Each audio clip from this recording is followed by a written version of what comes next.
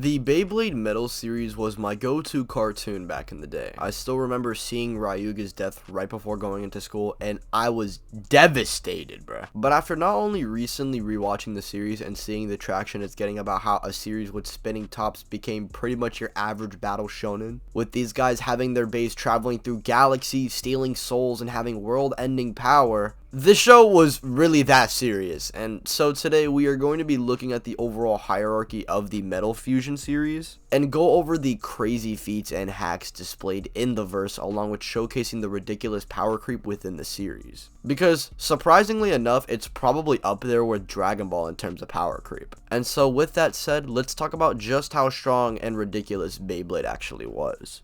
Starting off, we do see the series initially showing off some low tier feats like busting through walls and generating real tornadoes such as Rock Leone, who by this point is still far weaker than Doji and the majority of the cast who can press stronger versions of him. And tornadoes usually can generate from 2 to 20 tons of TNT, which is enough energy to level buildings and potentially city blocks. But this is a ridiculous low ball for the verse, as even as early as episode 14, we do see after Pegasus was launched, he can easily form the Pegasus constellation. Emitting multiple stars to form a constellation at worst is star level, but calculations actually have this feat ranging to even multi-solar system, which makes sense as Pegasus and L Drago at their full strength are just above everyone, and Gingka mainly likes to battle for fun and the thrill of it. Now, I do think Pegasus is obviously weaker initially and needed an amp to contend with Dark Ryuga, but we do see in the end Gingka creating a new special move that might have created a galaxy, or he just drew the power from that and defeated Ryuga. This feat is honestly a toss-up if you think it's valid or not, but I personally do think it's not inconsistent, especially given with later on in the series, which you guys are going to see with Metal Masters, feats like this are really not that hard for these characters to pull off or scale to. And there's also the fact that Doji might have potentially created a universe through his base spirit, which I don't think anyone would disagree. Both Gingka and Ryuga wouldn't have any trouble breaking its spirit, as even characters like Phoenix could do that. But it is kind of fallacious to say that this is an infinite sized realm, especially given the fact that all we know is that there's just a bunch of stars in it. So it's probably relative to the Gingka feat, which makes sense because an earlier version of Gingka managed to defeat Dark Wolf. But then again, Phoenix defeats a stronger version of Gingka, and Dark Wolf scales to this version of Phoenix, so take that for what you will. Regardless, both characters have multi-solar feats potentially. Now, after the defeat of Ryuga, Storm Pegasus would actually be sealed in its own universe, and Gingka would need to awaken Pegasus's true power, which would then lead into Pegasus evolving into a bey that surpassed not only Storm Pegasus, but also L Drago, that being Galaxy Pegasus. And the feat that I was talking about earlier that might have been star to multi-solar system from around early Metal Fusion, then happens again with just Galaxy Pegasus's awakening in episode 1, and this is it without even being launched. Meaning pretty much any character that somewhat scales to Gingka in Metal Masters should be star to multi-solar system. And if you don't agree with this line of scaling, that's perfectly fine. I'm going to show more feats as to why this is consistent, but at worst, it was stated that Ryuga was going to destroy the world with El Drago had he won.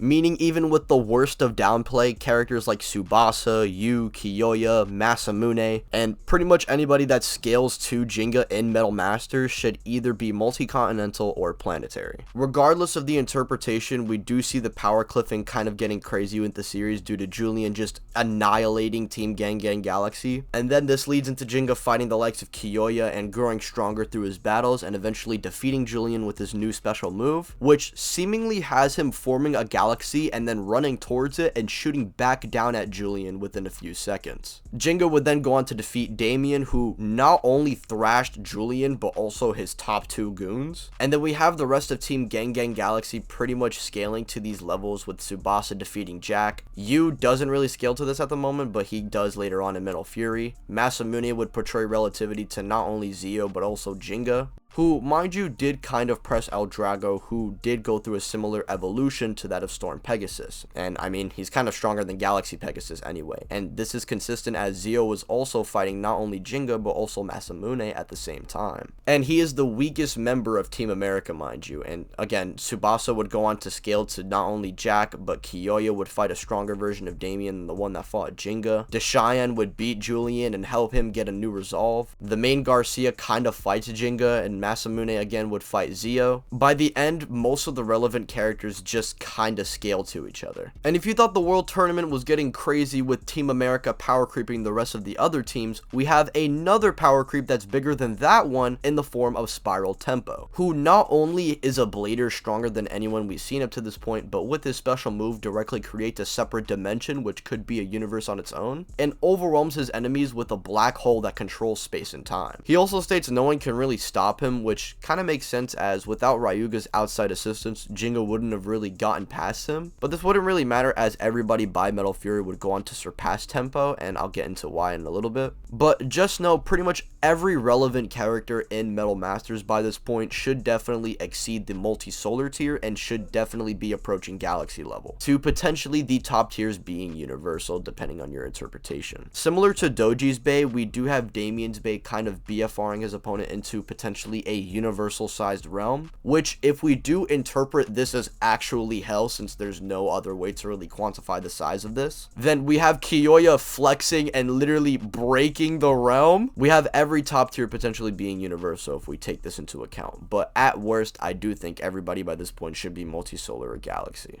And that gap would get even more disgusting due to the threat of Nemesis and the whole legendary blader shtick happening. Pegasus would go through another evolution, and Ryuga and Kyoya would also get evolved beys, and we have a bunch of other characters getting introduced who are essentially relative to the others, meaning by this point, just like how it was in Metal Masters, any character that semi-presses these legendary bladers are easily galaxy and just might damn well be universal depending on your interpretation. At the very worst, they are definitely folding Storm, Pegasus, and L Drago, who were threatening to destroy the world. I mean, Kenta managed to actually damage a fully evolved L Drago blatantly, so I mean, don't get mad at me, just get mad at the series for its ridiculous cliffing. We also have characters like Jack getting power clipped, who was a top tier in Metal Masters. You would actually press Leone somewhat after training rigorously, after being clowned on in both Fusion and Masters, and Tsubasa would just go on to portray relativity with these other characters. So I mean, the characters who aren't legendary bladers are still forces to be reckoned with and would actually give Cell the works. Now, like how I mentioned, Nemesis would go on to power cliff the rest of the series, and we would see this through Ryuga, who was once the undeniable strongest, goes on to lose pretty badly to Nemesis, who, mind you, can literally just copy your power and has the power of every other Bey, and is pretty much just the Metal Fury Ryuga / Tempo. And similar to L Drago, he was said that he was pretty much going to destroy everything if they lose. But you could probably interpret this to not only just the planet, since by this point the cliffing for the series for planet level is kinda ridiculous, since even early Ryuga was a threat to the planet. Gingka would go on to defeat Nemesis through gaining the power through the other blader spirits on some Goku shit, and would just straight up overpower him. And so by the end of the Metal series, most of the main cast could probably take on the Cell to early Buu Saga characters, with Spirit Bomb Gingka and Nemesis and potentially Ryuga approaching those Fat Buu, maybe Super Saiyan 3 Goku levels of power.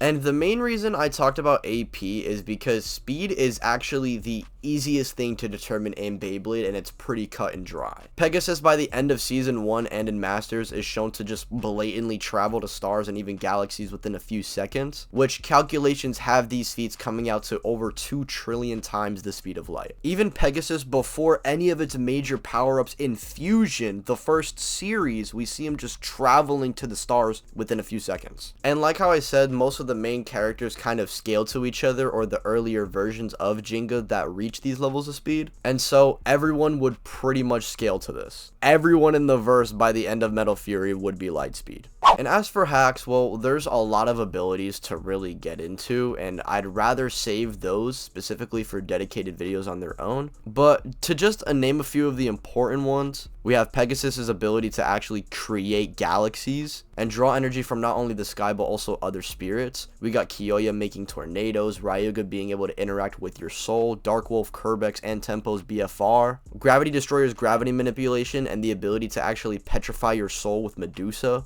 You can fight an evil version of yourself through Nemesis. We have other things like petrification, illusion creation, and poison that affects one's spirit. You have analytical prediction. You have the ability to grow stronger during battle, absorbing your power and rage. And mind you, all of these abilities are related to your base spirit, which is connected to your soul. And all of these can be resisted through just overpowering them like a Dragon Ball character. And with all of that being said, it's clear that these children with spiritual ground yo-yos probably run the gauntlet on most of your favorite manga and comic book goats.